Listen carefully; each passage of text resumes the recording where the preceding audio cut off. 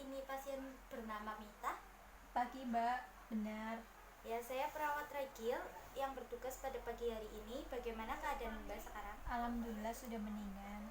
Alhamdulillah Mbak, pada kesempatan ini saya meminta waktu sekitar 10-15 menit untuk melatih pernafasan dalam dan batuk efektif.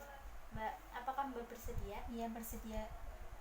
Baik Mbak, sebelum kita mempraktekkan kegiatan tersebut, apakah Mbak sudah tahu tujuan dari melatih pernafasan dalam dan batuk efektif? Belum, Sus. Baiklah, saya akan menjelaskan manfaat dari pernafasan dalam dan batuk efektif, yaitu yang pertama, memperbaiki fungsi pernafasan, yang kedua, melonggarkan jalan pernafasan, yang ketiga, meningkatkan relaksasi. Iya, Sus. Baik Mbak, apakah bisa dimulai dari sekarang? Bisa.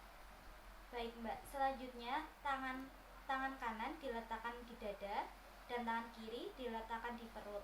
Kemudian tarik nafas dalam, tahan selama 20 detik dan hembuskan 3 kali. Dan yang ketiga langsung dibatukan. Mari kita coba Mbak. Iya, Sus. Tarik nafas, hembuskan.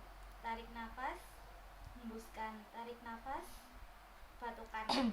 Baiklah Mbak, kita sudah selesai melakukan pernafasan dalam dan batuk efektif. Bagaimana perasaannya Mbak? Alhamdulillah sudah mendingan, Sus. Baiklah Mbak, perawatan hari ini sudah selesai. Nanti jam 12 akan kembali untuk mengecek Mbak. Selamat pagi dan selamat beristirahat ya Mbak. Pagi, Sus. Ya, terima kasih. Ya Mbak.